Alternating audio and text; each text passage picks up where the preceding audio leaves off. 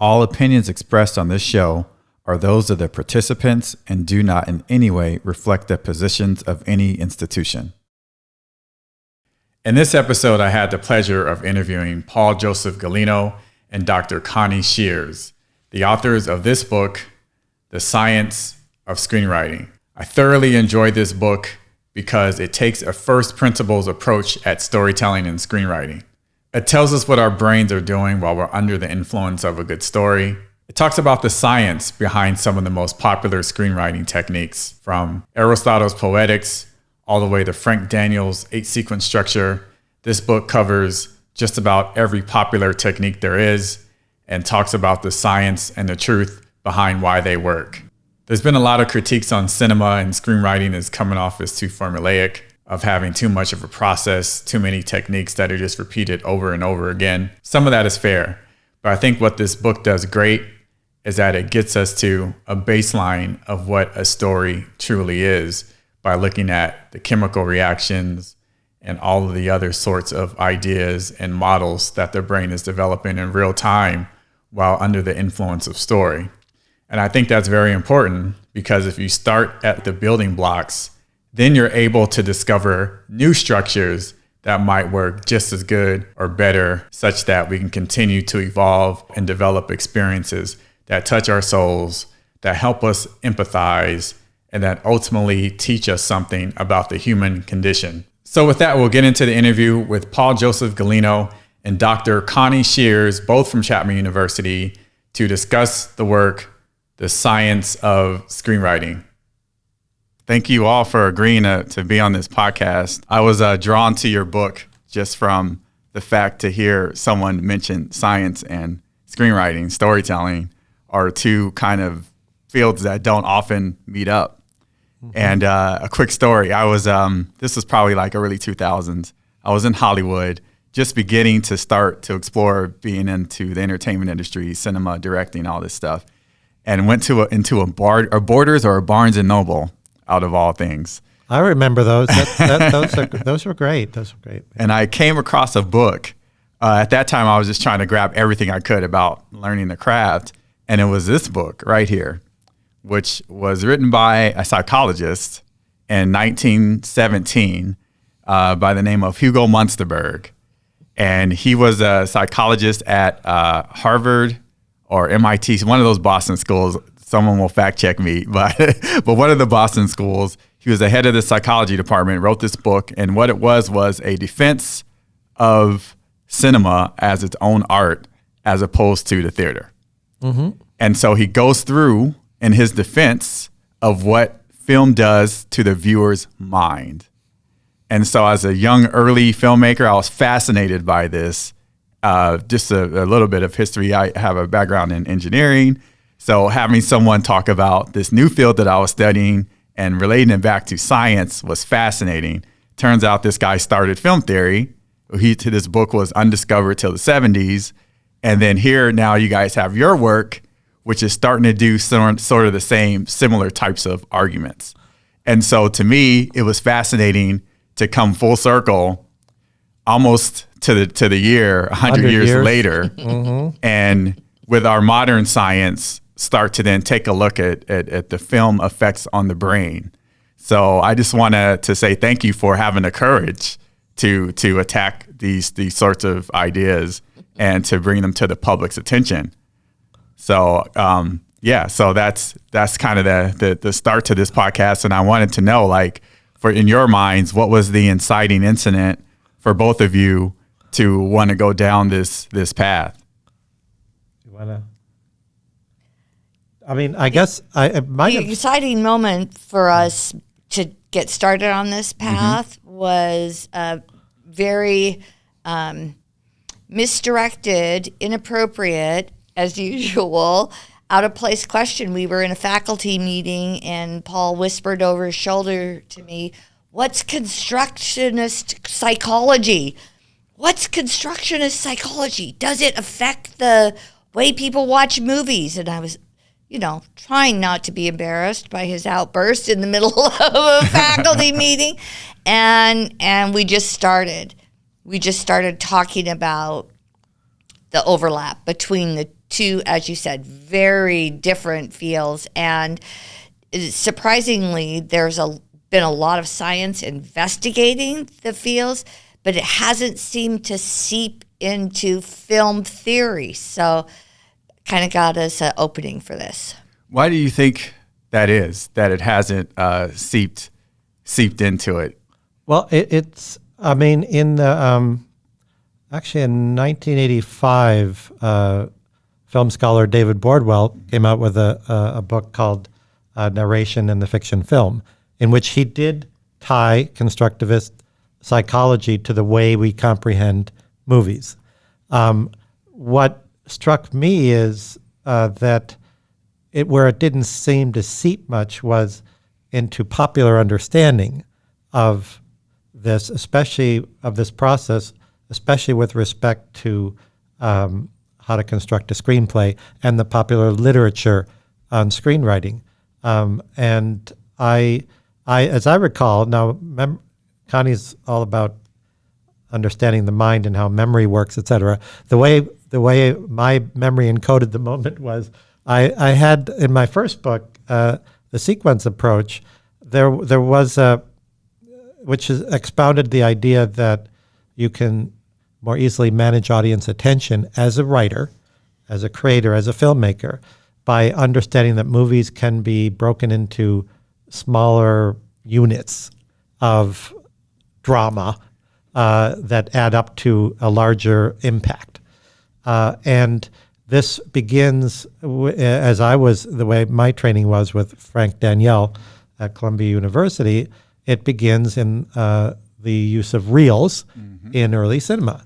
And each reel, to an extent, because of distribution system in America and because of the way it was projected at the time, each reel, they weren't necessarily seen all seamlessly. They were rarely seen seamlessly. So a multi-reel movie had to have integrity. Each reel had to have its own culmination, resolution, build up to the next reel, et cetera. But long after that, the distribution issue changed and the projection issue changed, you still see movies that are either labeled by sequence in the classical period or can be discerned as having a sequence structure in the subsequent, the more recent past. And I wondered whether there isn't a deeper reason why, something to do with how we perceive movies. Is there a scientific basis by which we can argue why, first of all, to explain the phenomena? And I remember that's what I turned to Connie about, and it began a collaboration of looking at that. That's so fascinating, because I remember when I first learned sequence structure coming from the SC camp, where Frank was a professor at one point before I got there. And then obviously his legacy is carried on since. And so just learning the technical reason that was really the limitation of projectors at the time, that they could only play these reels that were around 8 to 10 minutes long, and then they would have to switch them out. And if you had that one pause, you need the audience memory to still know how to put the movie together. So to me, that was so fascinating to know that it was like a technical constraint which set this sequence thing forward. And like you mentioned, to still have it exist and prevail today when we don't have the same technical limitations is fascinating. So it almost brings me to the importance of culture. And is that a cultural thing? Is that a human mind thing? I don't know the answer to that, but I just wonder, is it something like, had we solved that technical problem sooner, like, for example, would we still, would that have still won out is the question. So that's fascinating. That kind of structure? That kind of structure, yeah. Any feelings? I have no idea. I do know that the human brain hasn't changed that much since cinema has been around, nor that quickly. And what we are beginning to understand are the attentional limits, what exercises or visual or auditory stimuli we can shift or change to engage attention for longer. But really, when it comes down to how long can somebody pay attention, it is an individual question, and there's absolutely no predicting across like populations. There's hoping across populations, but it rests on each individual's ability to build that working narrative, that part of connecting what they're thinking about with what you're giving them in the movie information. And that's all of it. That's light, sound, action, emotion, all of it. And they'll sustain it.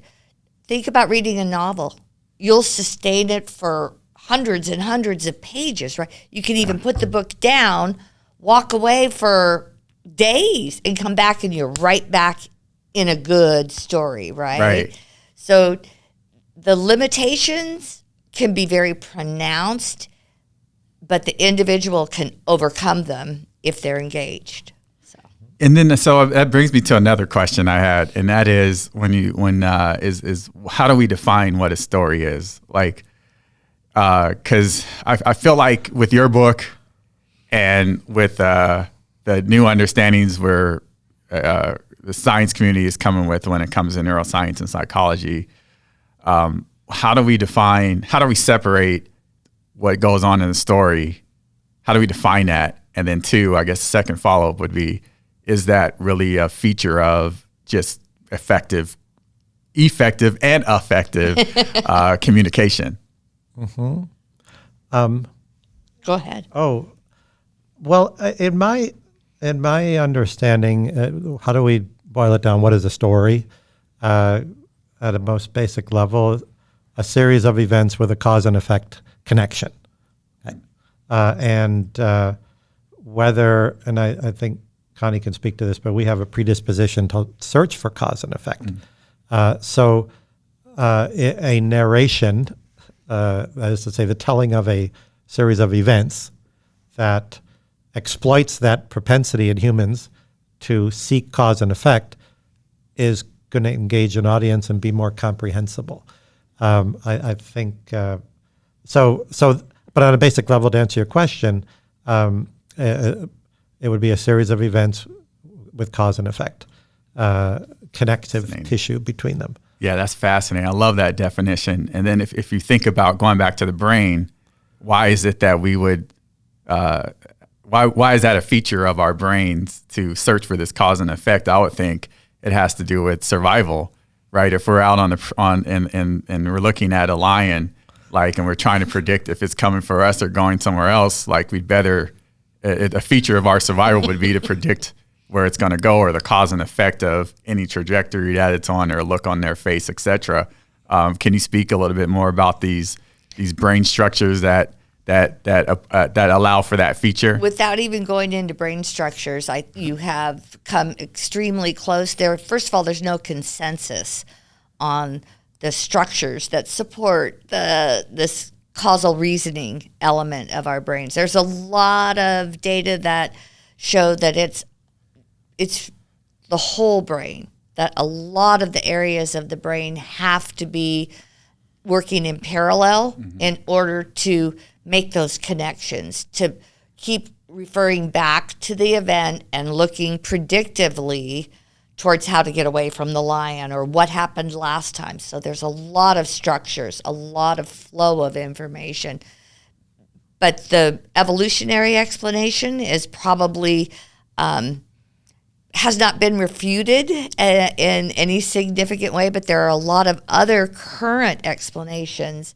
Dr. Picard spoke a little bit about the default mode network, that unconscious level of connection that's running always. And the latest neuroscience is suggesting that that's something that's distinctly human, that we haven't seen that in a lot of any other species. Some questionable data there, but the bottom line is the earliest psychologists talked about we're driven.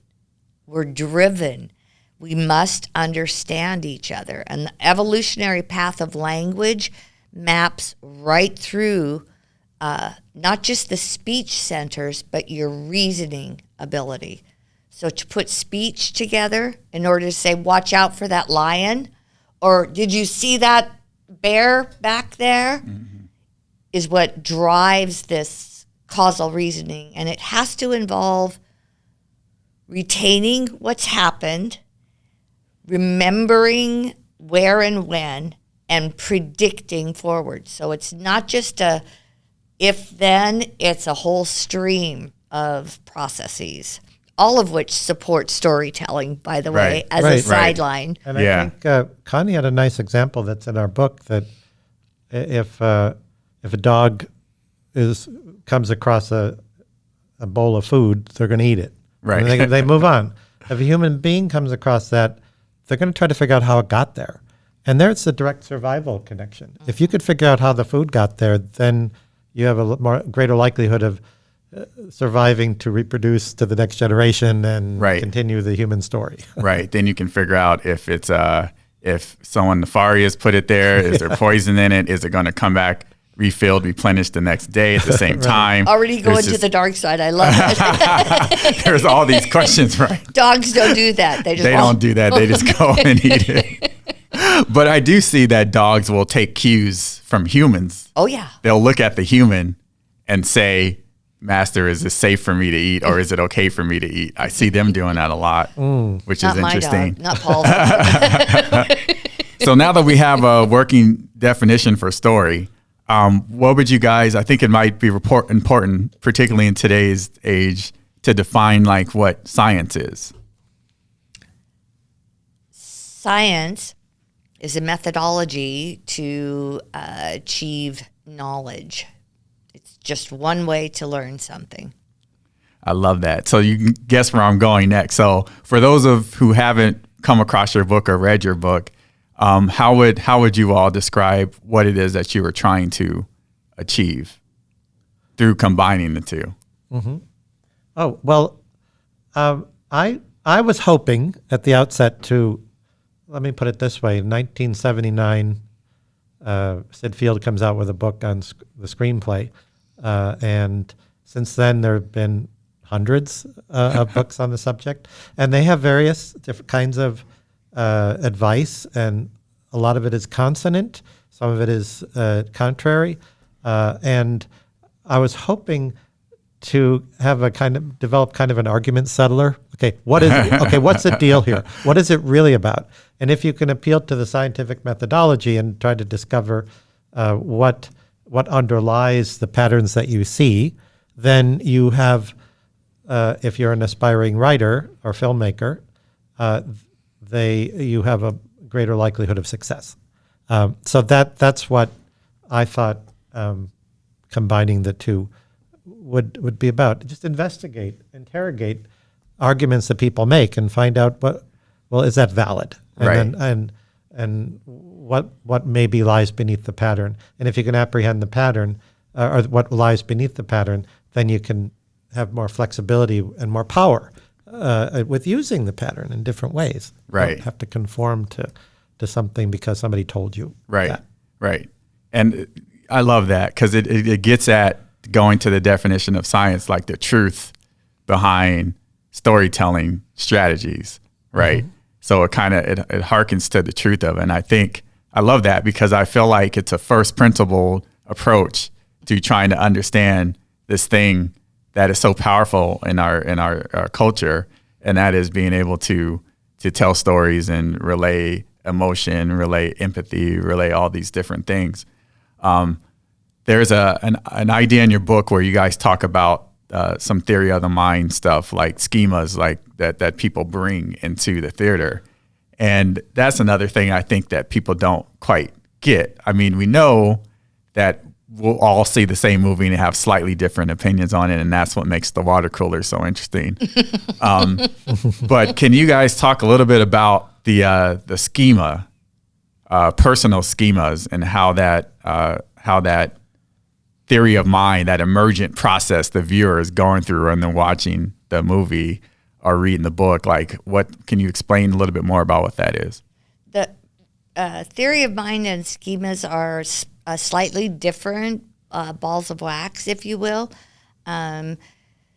Schemas in psychology are defined as a summary of a collection of associated concepts. So I could say, birthday, presents, songs, ice cream, cake, and you would say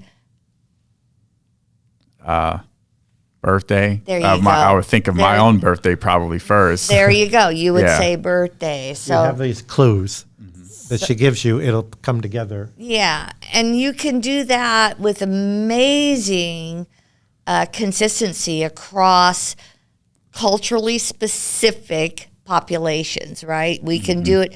So we can do it with all kinds of categories. We can do it with animals and buildings and even movies. So people will form a schema, which is their own associations that can be summarized by a birthday party or, a restaurant or, some real summary, concise statement. If, however, you do it the reverse way with different experimental populations, right? So if you say a birthday party, you are not going to get 10 people to say candles or ice cream, or there's going to be massive individuality across it. But if you give the clues, they'll all come up. Isn't that fascinating how our minds it doesn't work that way? Theory of mind, alternatively, is this in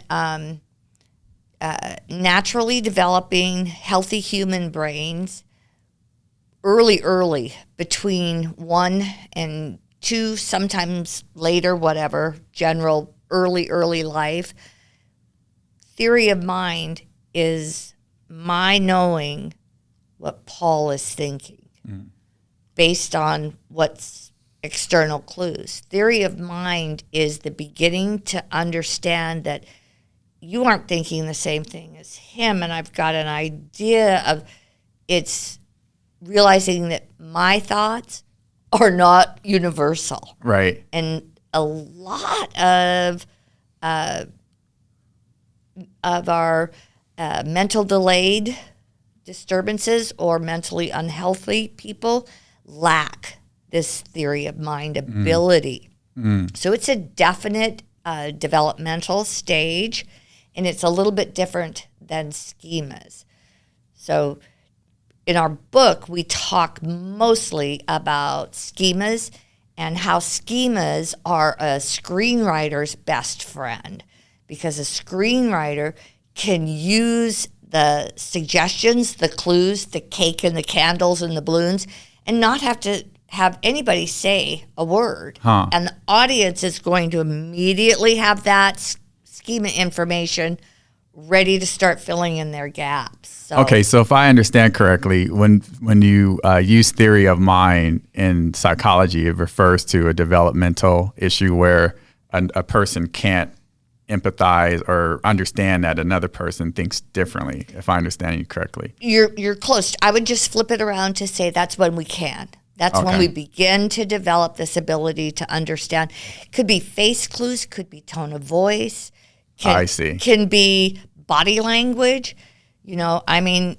Right now I'm getting this image of my mother's eyebrows going way up, right? And the Connie Ann in her voice. And there was no further information needed, I knew exactly what was on her mind. So when we discuss the water cooler effect and how many people will see the same thing but have an interesting conversation at the water cooler about what it means, that's more of a difference in schema. Correct. Okay. Correct. Okay. Right? And then, Paul, can you just explain, how is this useful for people trying to put together a story? Well, it's a way of if you understand that people will pick up clues and construct certain expectations and fill in gaps, then you're in a prime position to have fun with them. Basically, screw around with their brains.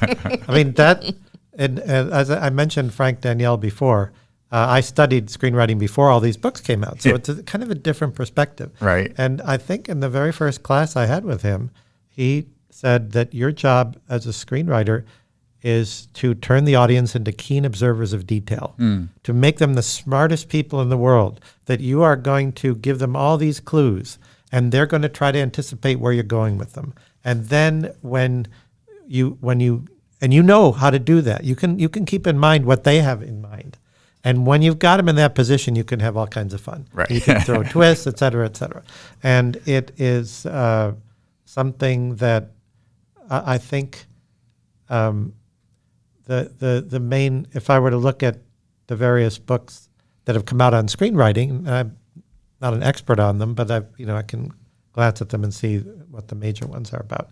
The main difference between how I was trained and what they present is that the way I was trained was audience-centered as opposed to story-centered. Like a book that tells you these are the 15 steps that every great story has is story-centered. Right. If we were told, okay, where is the audience's mind at any given time? Right. And can you play with that? Right. And so that's just been the way I've approached and understood it and created things using that.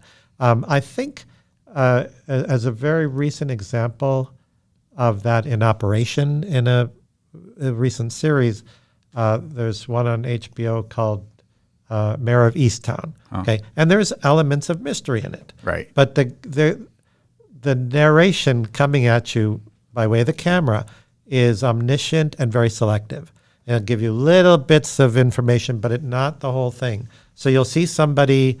I'm not going to give anything away. You're going to see somebody hurriedly throwing a bunch of bloody clothes into the washing machine and looking, like that. And you know where you're going to go with it. I know what happened. And then, well, let's find out, because some information is withheld, some is given, and it's quite deliberate.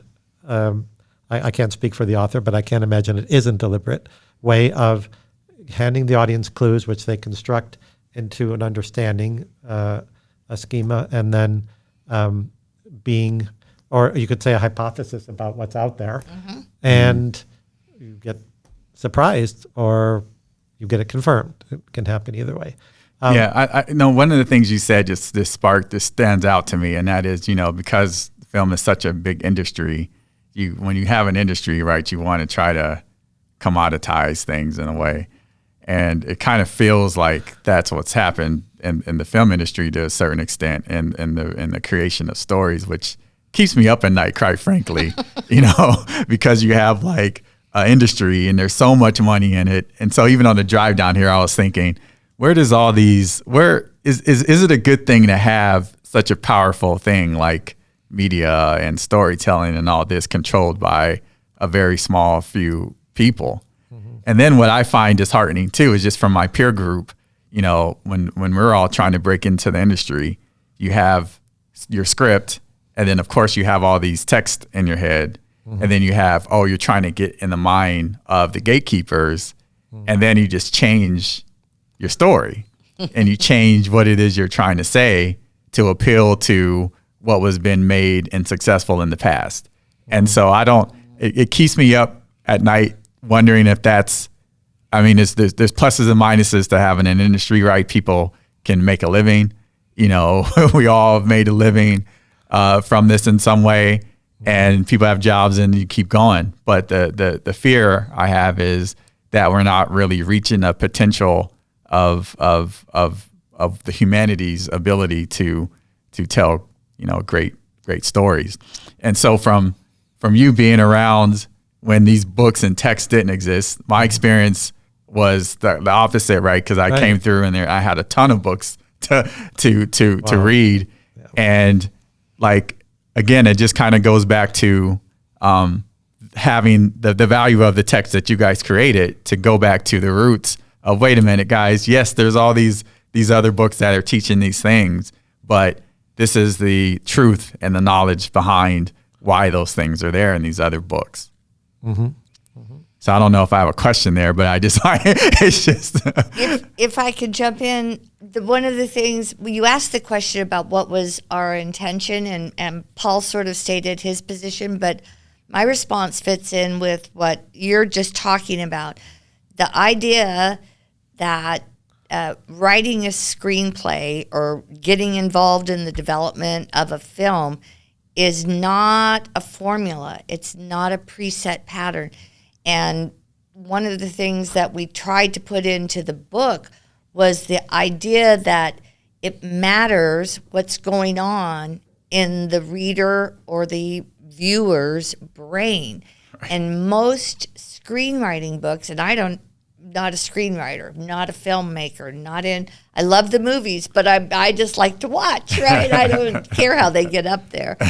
But the contribution, I think, that we start to make with Science of Screenwriting is we're inviting the authors, the writers, the creators of this film cinema story to think about not just the cognitive process, but the perceptual processes that they are expecting their audience to jump through these hoops. Mm-hmm. Do they recognize the limits of the visual field? Have they any knowledge whatsoever of how the transduction happens in the auditory system? Because if you know that and you couple it with the surprise and drag them along, you've got a way different ingredients from which to be creative. Right. That's so interesting. And it brings me to like another question that, before we started recording, we're just, small talking and talking about a lot of stuff that's going on in our culture today.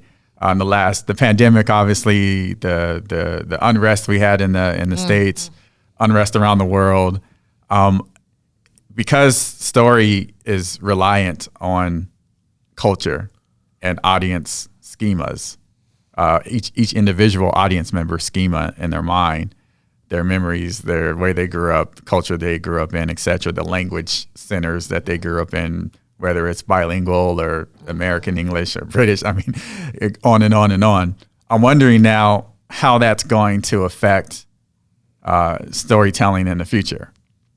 Like, the world has been through a cultural shift. So I'm just kind of wondering, yes, there'll be pandemic movies. Yes, we'll see a ton of that. But I'm just wondering, is there a shift in the type of storytelling that we can foresee in the future, given the turmoil that we've been through? Ball, Paul? Dang. Yeah. Well. Okay. So let me restate the question.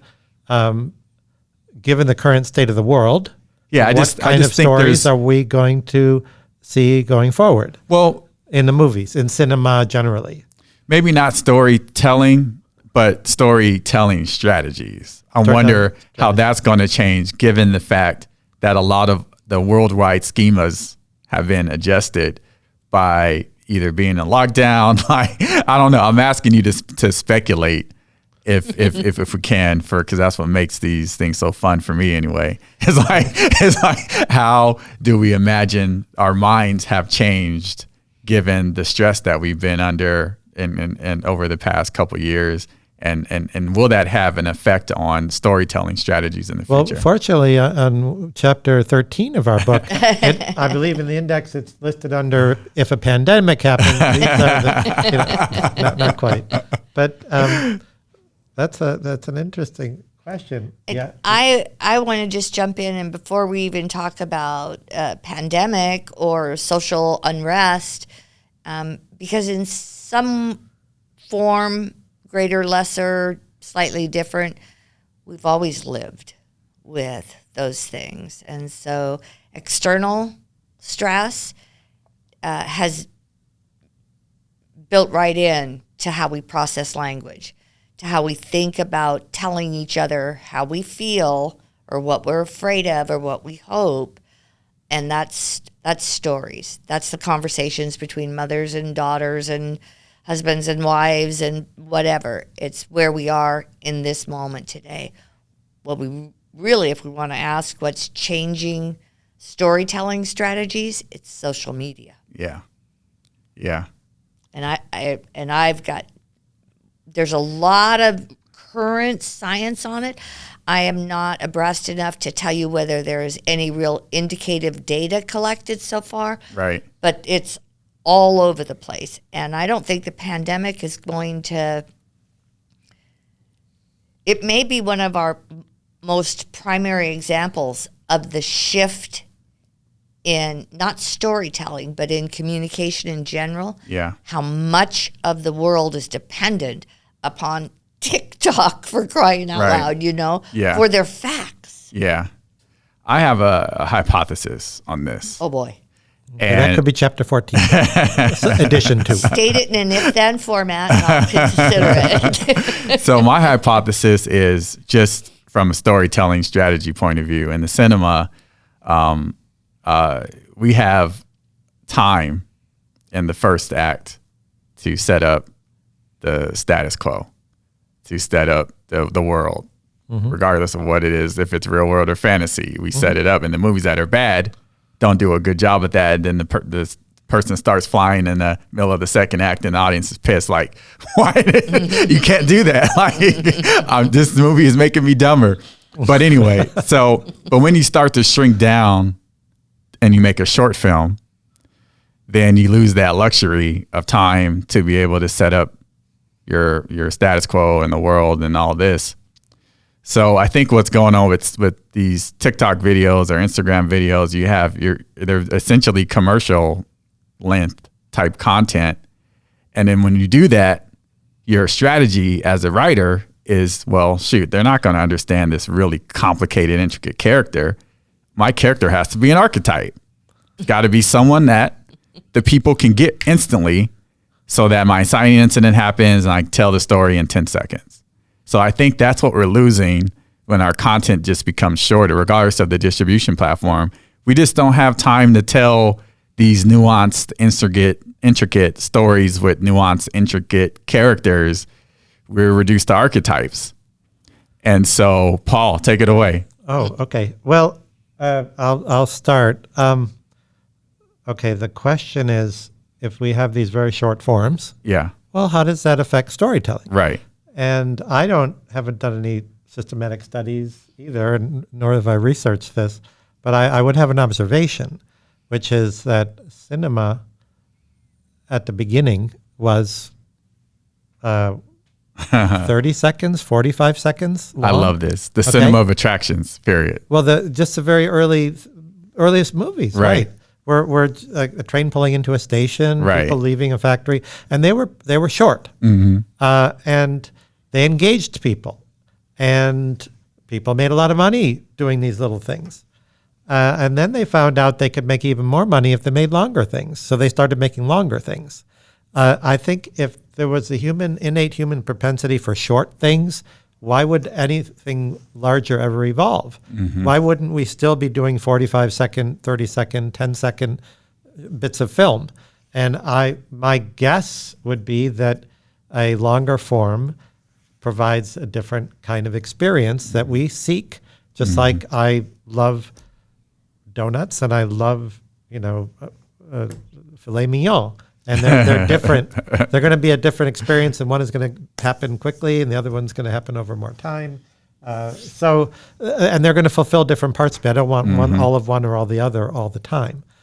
So the persistence of the longer forms tells me that they're satisfying something that human beings appreciate, get something out of, and find attractive. And I don't see how that is going to change. In fact, my sense is that with the explosion of the series, episodic, that it almost feels sometimes like the feature film is going to become a niche form. Right. That, there's some of these things here, but the main stuff is going to be the Limited series, yeah. Limited series, which are, guess what? They're called novels. Right. That's what they were. Right. And in fact, they were serialized Right. in the 19th century.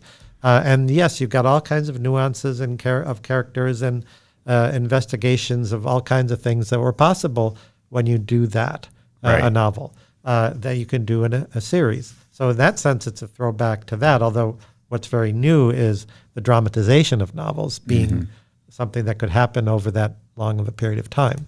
And not all novels have drama. They have parts that are dramatized and parts that are not summarized, and it's a different form. But so, are we all heading in the direction of 10 seconds, 7 seconds? I mean, there was something called Vine that vanished. That was 7 seconds. Right. It was okay for a while, and then after a while, it's not. So, any response to that? Wisdom, scientific wisdom. I mean, I still think that the platform of social media is more likely to alter the strategies of storytelling than any kind of time differentiation or external worldwide event.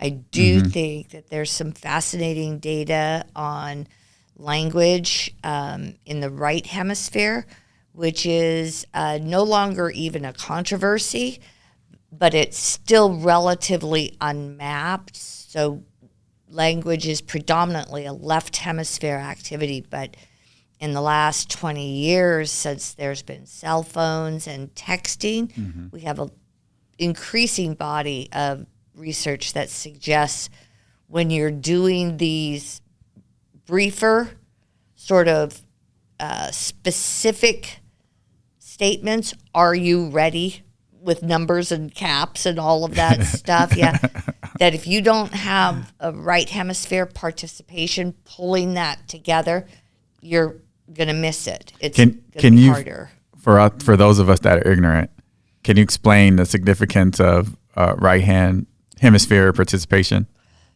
Like what that actually means? Does that mean it's an emotion center? Like no. What? So your brain has two hemispheres, two halves, right?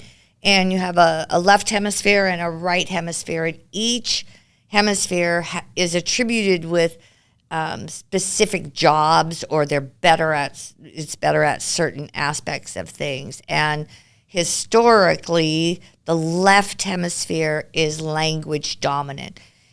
Most of the structures that we can see nowadays in imaging reside in the left hemisphere. And for a long time, we didn't think the right hemisphere was involved at all in speaking or comprehending language. We now know that's not true at all. The right hemisphere is predominantly responsible for humor, for our ability to comprehend figurative language. So some of this data comes from survivors of brain injury who have had right hemisphere injuries, and they have what appears to be very normal comprehension in a conversation until a sentence like, "Oh, that guy's a shark."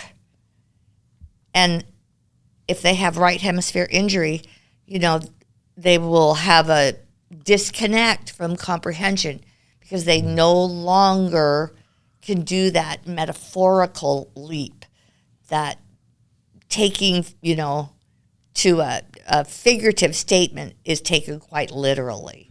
So we know that the right hemisphere contributes largely to some of this fascinating aspects of language. And the data on text speak or all of these different things are beginning to show that your right hemisphere contributes more to your takeaway comprehension. So not your word by word, that's still very much left hemisphere, but when you get a text, it's like you read the thing, especially are you ready kind of a text. It's a holistic impression. It's almost entirely dependent upon your being able to summarize and take it away.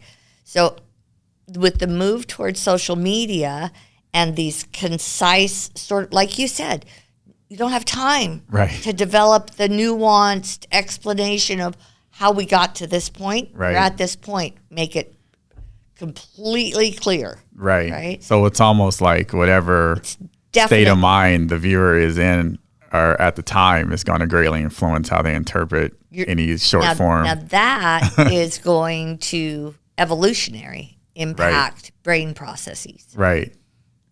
Yeah, there was one location-based experience that I was working on at some point. and we were testing whether or not we could influence people's comprehension of the story by trying to, what do they call it? Condition their minds in the interim running up to before the experience started.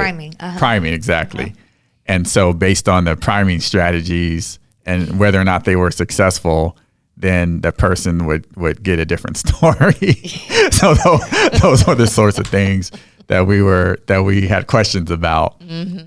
But this sort of thing, is quite common in our passive media, right? We always are trying to put ourselves as the writer in the heads of the eventual audience. I think that, what we have now with social media is now we just have algorithms that are able to run tests and actually do it in a much greater way instead of the writer just thinking this is what the audience will do. Now we actually can kind of know based on subsequent behaviors and converge and dial it up and bring it in to do it more effectively in a way, which is kind of scary. And also scary as a consumer, but fascinating as a scientist and as a storyteller. As a person who can control everybody else. That's always fun. We're right back to Outer Limits. You have lost control of your television set. Do not try. Right. Very interesting. Well, I something that Connie said triggered a conversation we just recently had relating to human language. She was talking about the figurative side and the extent to which human speech is metaphorical or ironic, has different meanings. If you were asking what does the future hold, well, depending on the whether authoritarianism continues to march around the world, people may not be as free to say what they want. Right. And in those circumstances, human beings have evolved this metaphorical way of speaking, ironic way of speaking. Right. That guy's really smart. What's wrong with him? Oh, I said he was really smart. What are you going to tell him? What's that about? Right. And I see a couple of things to talk about in terms of trends. Yeah. And then not to disrupt you, but in Japanese, if you call someone smart, it means they're thin. Oh, really? But that's just another thing, right? A lot another of cultural language. Differences across language, no doubt about that. Right, we'll have to get the translation going. But the question of, okay, let's set aside for a moment the social media about which I'm not that familiar, with that impact, and look at just, again, popular series that are out there that are working with audiences because they're continuing to pay HBO every month or Netflix. They're looking at these things. That there is a pretty robust system of storytelling that Hollywood stumbled upon in the 19-teens and 20s. That's pretty durable. Right. And that has been extensively explored. Again, Bordell and Kristen Thompson studied that extensively through the whole classical period up to 1960 and then beyond 1960. And the question is, has it changed? And the answer, when I look at recent series, is no. Yeah. You can identify exactly the same strategies for creating anticipation. I mentioned Mayor of Easttown. It's got not only selective revelation to the audience of different clues that are clearly aimed at certain expectations, but there's the dialogue hooks, the different means by which they're creating anticipation, working with characters in different ways. I think the main character there is one that, going back to the idea of schema, people may or may not respond to her. They may. She's not a real sunny character with a lot of positive vibe, but depending on your mood or where you're coming from and your experience of life, a lot of people respond to that. But I see it in other recent series. There are some superficial differences, but the basic storytelling thrust remains the same, and it remains this classical system. And is it universal? Well, American movies are there's an American way of making movies, and it seems Yeah. to be more than simply cultural. I mean, you can, doesn't mean the same movie is going to work in two different cultures, but the same storytelling tools, people may have different schemas in different cultures, but you can, in those cultures, play on those schemas Right. and work with that. The cognitive processes are human, they're not cultural. Right. So you can have all kinds of fun Right. with that. And Yeah, I think the same brain structures. We all have the same brain, right. and they want to predict, and they want to recognize patterns, and they want to survive. Right. And that's what we exploit in the cinema. Yeah, and especially you can't say certain things in a lot of the world. You have to be careful. So you're going to Right. say things indirectly. I remember, if I could remember this correctly, during the Czech New Wave, when Czechoslovakia was existed, it doesn't exist anymore. Okay, there was this country in Central Europe called Czechoslovakia. Now the Czech Once upon a Republic time. and a few other things. And they were under the thumb of Russia. And there was a movie set during World War II called Closely Watched Trains. During World War II, okay? So the bad guys are the Nazis, right? Now, Czechoslovakia wasn't actually occupied, but they had their overseers and they had to take, they didn't have freedom. And so the Czech audience could identify the Nazis as the Soviets because they're acting just like that. And there was even a poster that is visible in one of the shots that was anti-communist because they were Nazis. But it was an anti-communist. Beware of the communist grip on human beings or something like that. And it was their way of using history to indirectly take a shot at communism.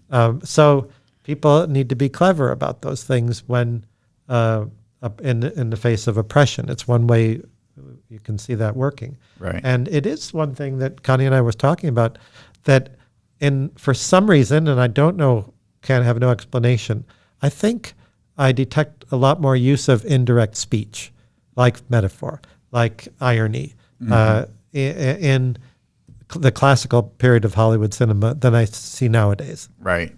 And I don't know why. I mean, I'm imploring my students. People don't always say exactly what they mean. Right. It depends on the relationship. If the relationship is husband and wife who've been together for 30 years and have an argument are going to do it differently than if they just met. Okay, so how does that inform it? And it's something that aspiring writers might want to look at in their scenes. How can I use these tools that exploit this part of our brain that get us interested in how people are and what's really going on? Right. That way. And we mentioned I just saw a movie from late classical called Inherit the Wind. It's based on a stage play. And there was one scene in there where the reporter, this is from 1960, the entire scene, pretty much every line he spoke was metaphorical. Right. And yet the meaning, you saw that the meaning is absolutely clear, including the last line in the scene when he's being criticized. You're so cynical, and he says, "I may be rancid butter, but I'm on your side of the bread." Okay, I get that. Now, your person with brain damage may say, "Wait a minute, he doesn't look like butter, not much less rancid, but okay." Have you seen? Because it seems like when we watch these older classic movies that they seem slower, they seem longer, and I think. Oh, the experience of them is that they're longer. Well, I don't know. Therefore, go ahead. I'm not sure if it's the overall length or maybe it's just before you get to inciting incident. I think it's more the latter. The inciting incident seems the first act seem longer. I'm curious if you see that as if you go back and you watch, what's the movie with Chinatown, Jack Nicholson, and then you watch a current day film. I'm just wondering. Films from like the 60s, 70s, they seem to move slower. Is that a difference that when you go back and watch it, I wasn't alive then, so I don't know. You actually were here. So I'm just curious, when you go back and watch it, does it feel slow to you compared to current day films? Yes. Okay. You find that? Yes. Okay. Well, I I don't know about that myself, but I will say that the way they're shot and cut nowadays is different. Right. And it, like in the classical period, and by classical, I mean like black and white movies, 1940s, 30s, 40s, 50s. The filmmakers used blocking more than cutting and camera movement. Right. Nowadays, there's just a lot. They're putting more cameras out there. Right. And they're cutting more frequently. The average shot length is shorter. Right. And there's a tendency to move that camera more. So it may give that appearance of being faster. Right. I don't know whether that affects the writing, though. Sometimes, like, writers are told, don't put camera directions. Right. You got to write visual, right? And at the same time, you're admonished, don't put camera angles and all that stuff in there. Right. So people are confused. Well, what am I supposed to do? Well, Right. Again, I go back to the age-old period. In the silent period, in one of the studios, there was a sign. I forget which studio. Maybe MGM, because they had all the big writers working for them, a big writer room. In the writer room, they had a sign that said, "Do it with props. Do it with actions." That's what it means. Yeah. That's what you do. You reach for those elements and what the actors are doing and how that reveals what's inside them. Rather, Right. that's how you do it visually. Right. And then the director and the editor will take care of the rest. Right. But I haven't. I don't know about whether the pacing Of the scripts. is different or whether Yeah. that's having the effect. But I'll defer to Connie if she says they're slower. Yeah, then objectively speaking, they are slower. I was given my observation, but I am not a devotee like you are. You have studied the classics and the black and whites, and you refer to them frequently. I think they make a lot of solid examples in our book. I don't know how relevant for kids Arvel's age that are out there creating the new cinemas of the world. I do think that sheer technology, I mean, the cinematic effects, the computerization, all of that stuff has shifted. A black and white movie would put my granddaughters to sleep. Right. Right. Yeah. I mean, this is stuff that we're studying all the time. And I think, yeah, cuts have definitely gotten faster.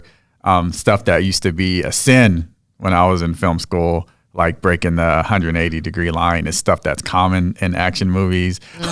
There's just kind of a lot of stuff that I feel like is changing. On the screenwriting front, there are books that would say get to the IC in first 10 pages. Yep. They're kind of anecdotal like suggestions that I've seen over the years in screenwriting. But I'm curious as to just kind of what the potential are. I think the kids now expect interactive. They expect some sort of agency. And that's kind of an open field. When it comes to particularly, I mean, I grew up with video games, right? But if you read any of the video game storytelling literature, it's pretty much the same as cinema and storytelling. But the holy grail, I think, is the embodied entertainment, which is right around the corner with VR and AR and all this stuff. To me, no one really knows the implications of that. Should we, Yeah. Connie, should we tell them? We already are there. Yeah. You're not real. We're all in the simulation. Yeah, we're already in the simulation, and it's Has the audience been impressed by this hologram? Yeah. and this hologram is getting a little hungry. So, okay, so I have some thoughts on this. Yeah. But I would prefer, because I don't want to. You have any thoughts on this? On the future and virtual VR, reality and immersion, all of that stuff? Agency of the audience. No. I was going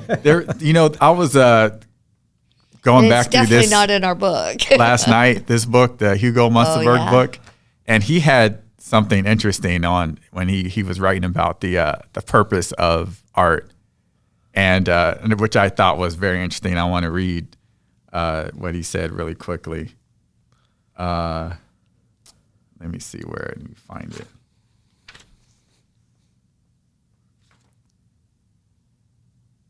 Okay, here it is. So 2 things I highlighted. The first one was Okay. This is a thesis which we want to prove. And the first step to it must be to ask, what is the aim of art if not the imitation of reality? Okay, 1917. All right. And then the next thing I highlighted, but it becomes art just insofar as it overcomes reality, stops imitating, and leaves the imitated reality behind it. The desire and the deal of the scholar is to give us an interconnected world in which we understand everything by its being linked with everything else, and the desire and ideal of the artist in every possible art is to give us things which are freed from the connection of the world and which stand before us complete in and of themselves. Now you've moved into consciousness, all right? See, now he's moved into the science of consciousness. So I think it's interesting to hear a psychologist 100 years ago talk about what art is. And it's about imitating reality, but creating a work that is complete and satisfying in and of itself. And so with the advent of these more embodied experiences that get closer and closer to imitating reality, I'm just curious at what storytelling even means when you're like embodied in an experience. And let me tell you, okay, because you asked, right? I mean, and we're here, and we got a little time. Let me ask you this: does playing soccer mean that people no longer want to watch other people play soccer? Okay, you have agency when you're playing soccer. You don't have agency when you're watching a soccer game on the World Cup. Okay, one didn't put the other out of business. Right. If you fly an airplane, you have agency. Does that mean you're no longer interested in watching any movie about people flying airplanes? It seems to me that, again, cinema is traditional cinema and storytelling, and people playing the role of an audience rather than the person doing something those are two different experiences, and we have interest in both in turn. I'll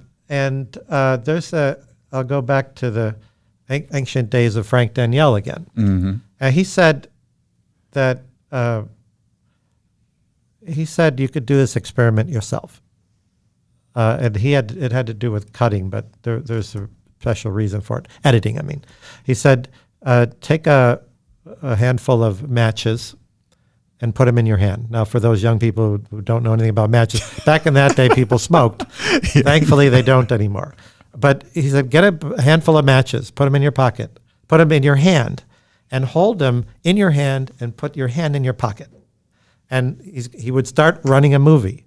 He would say, every time you see a cut, drop one of the matches into your pocket from your hand, okay? And inevitably, within the first 5 cuts, people start missing them. Yeah. And then 10, 15 cuts in, they've completely stopped. Why? Because they've become completely absorbed in the story. Right. And they have no agency.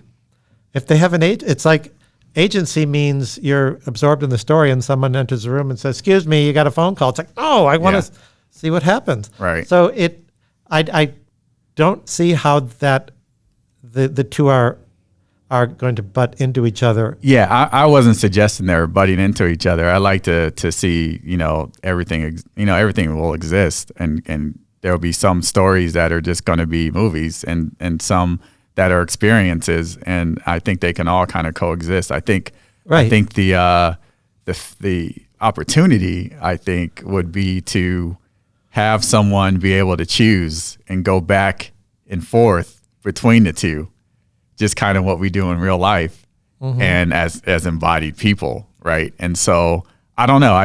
When I think in terms of evolution and how humans have communicated knowledge from generation to generation through books, and before books it was oral storytelling or cave writings or whatever, and then now we have cinema and we have all this emotion and empathy that we can pass down, and sooner or later we'll have immersive entertainment, embodied entertainment. I'm curious as to what that's going to mean for us, our ability to effectively pass down knowledge from generation to generation, and what that's going to mean for humanity. Anyway, I'm still a young idealist, but but yeah, I agree with everything that you're saying. I think that there are they're just different tools, right, in the toolbox, and it's like, what is it? How is it, as an artist, as a creator, do I want to get this information or entertainment to the viewer or player? Right. Yeah. Well, like I said, I think that when you have agency, you're really talking about a game. Yeah. And games, people play chess, they play checkers. It's you're in the mood for that.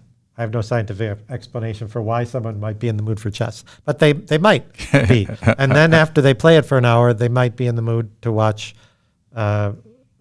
series television. Yeah. And that's just a different activity, I think. Yeah. And this idea of getting people immersed in this experience of cinema goes to the screenplay too, because you talked about, well, everybody, they say you got to hook the reader within 10 pages or something. Mm-hmm. You have to do something. Now, I've always felt, why wait for 10 pages? If you know how to do it, you can do it on the first page. Do it in the first page. All you have to do is give people love puzzles. There are gaps. They want to know. So all you have to do is put a puzzle, raise a question in the reader's mind on page 1, and promise an answer on page 2. Yeah. They're going to give you a page, and then on page 2, you give them a couple more. Yeah. But the thing is that if you when you go with effects rather than rules, then you have power. And I had this argument with a colleague once. Well, it's got to be by page 10. The inciting incident has to be by page 10.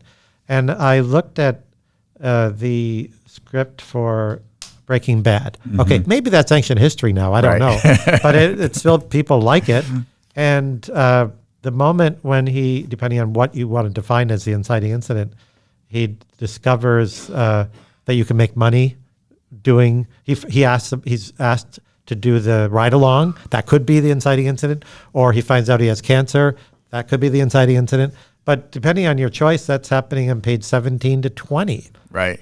Why did he get away with it? Yeah. Well, if you're thinking in terms of story rather than audience, and you're thinking in terms of rules rather than effects, yeah, you're going to be going, oh my goodness. And here's what people will say. They'll say, well, Vince Gilligan was a genius.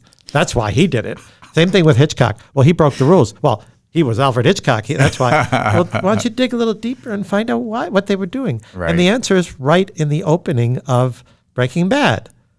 You start out with a guy that you don't know who he is, driving a motorhome without pants on, wearing a gas mask, with 2 dead bodies floating around in the back, and another guy lying apparently dead next to him, frantically driving, and then crashing it, and then getting out a video camera and a gun and saying, this is a confession. I love you. This is the end. I'm not a confession of guilt. I'm explaining what I'm doing. And then the police are coming, and he's about to go like that. And then title sequence. Right. Okay, so if the inciting incident, what's the function? It's to create anticipation. Yep. The reader wants to know, where's this going? Yep. Is he going to make it out of this? Right. Raises Or the question. where's the story going? Yep. Because I've read 10 pages. I have no idea where the story's going. That's not good. Because people will say, I don't want to read anymore. But if they take care of it in the first 3 pages, you got me. Then it says 3 weeks earlier, Right. Okay, I'm going to give them, I know where it's going. So the function of the inciting incident has been taken care of. Right. On page 3. Mm-hmm. So you don't need to, now you can do other things with those other pages.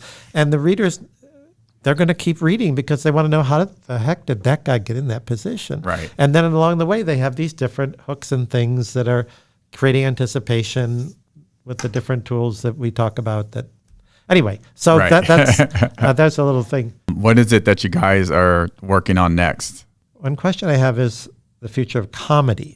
Yeah. Because people are not watching as a group anymore, I don't think. The one effect of the episodic is that it's asynchronous, that you rarely run into anybody who they're all watching. You go to a movie, everybody's seeing the movie at the same time. and they just saw it, and you could have talked about it. Right. But when you talk about series, one person's on episode 1, the other one hasn't started, the other one's on season 3, the other one's there. So you don't have this collective experience in the same way as you would in a theater. Right. And theaters are on the edge now anyway. Hopefully they come back. But the one genre that seems to me would be most affected would be comedy, because that is a conspiratorial thing that is laughter as contagious. Before they had laugh tracks, they dealt with it on TV with laugh tracks. Right. Before then, they had live audiences, and they would hire laughers to sit in the audience and laugh at the right moments to get the audience going, so they'd experience that. And I don't know, how does a filmmaker now test their material to find out if it's funny? And we have a series now called Hacks, which is about jokes and joke telling and who's funny and who isn't. And I've just started looking at that one, but I think that's really challenging because, okay, they try to top each other with jokes, but there's no audience, and Right. I'm not part of an audience, and I don't know how do you judge what's funny? So it seems to me a lot of successful filmmakers working in comedy start in theater. They start as stand-up comics. Mm-hmm. They know timing. They know how audiences respond. And that's an open question to me. What's the impact of having a distribution system where everybody is watching individually? What effect does that have on laughter and that experience of comedy? So Right. maybe we could look at that or laugh at it. Laugh at it together. Yeah, and the science on humor is fairly established. I'll go ahead and say that it's one of those emotional release valves for us, that it generates that bonding chemistry between people. So if you can laugh together, you're safe, you're friends. It reduces that fear, which, talking about our current social situation, I see a lot more opportunity for responsible filmmakers or screenwriters or people who are dealing with communicating with the public to employ that camaraderie that humor brings. This is a real opportunity. The brain is not going to shift even across our generations that dramatically that we're going to see any neuroimaging differences, but where the brain will reveal its evolutionary transition is in the use of language and the modulations that evolve as language shifts to encompass the current generation and the way those thoughts are expressed. So I think there's a lot of stuff that we can still explore, and that's why I talk about it as going sideways, because we're not going to be giving instructions to writers. We're going to be more exploring. Yeah. These are where the things are shifting. Right. Step sideways with us. Right. And yeah, but we will tell you how to be funny, because that comes in handy. It comes in handy. But a perfect example of this, and it's going to sound bizarre, but exactly what Connie was talking about, emotional release, camaraderie, etc. I remember a story during World War II of a British ship that gets torpedoed. Okay, I mean, which is terrifying, and people are dying and everything. And these two British officers managed to survive it, and one said to the other, and this has actually happened, they say scum always rises to the surface.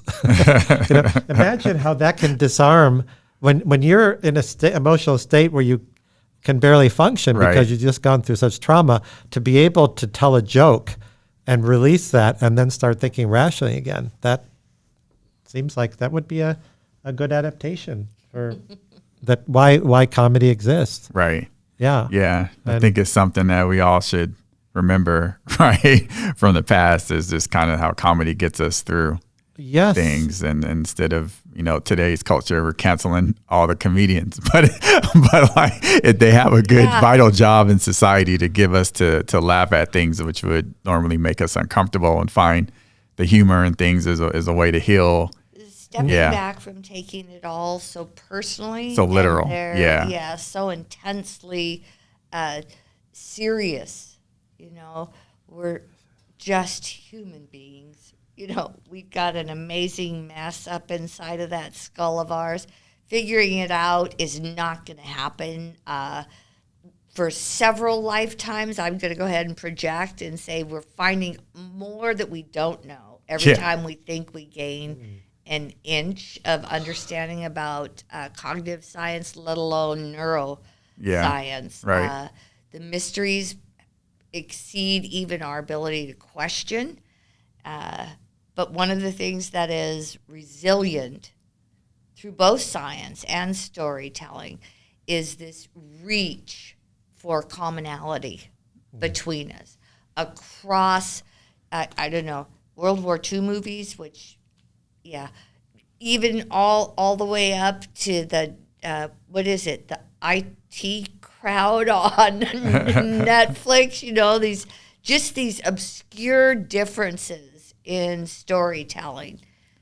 We laugh, we cry, somehow or another, we have these shared knowledge bases which come from the same neuronal processes, but result in such individual, I don't know, it comes down to, I just have to say, magic. Yeah. That we understand each other at all, that we can take the distance from what something we might be afraid or alarmed, catch another person's eye. Used to be across the theater or right next to you, you know. And now it's across a 6-foot table or whatever, and we can grin and we can smile, and it isn't, you know, terrifying. So I have a lot of hope for storytelling, however it evolves, that it will continue to be supported and underscored by the humans' demand for cause and effect reasoning, for our insistence that we understand somebody else and be understood.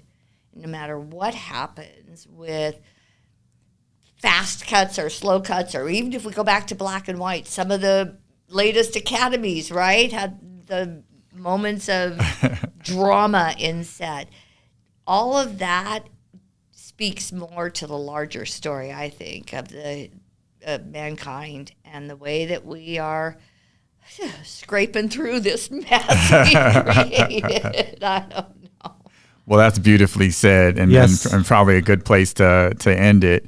But Paul, To begin the next chapter. There it is. Yes, there we go. Do you have any last words, Paul? No, thank you for the opportunity to talk. Thank you, Connie, for being here to provide enlightenment. Enlightenment to the human mind, to quote Inherit the Wind. Thank Well, you. thank you both. Thank you both for spending time this afternoon.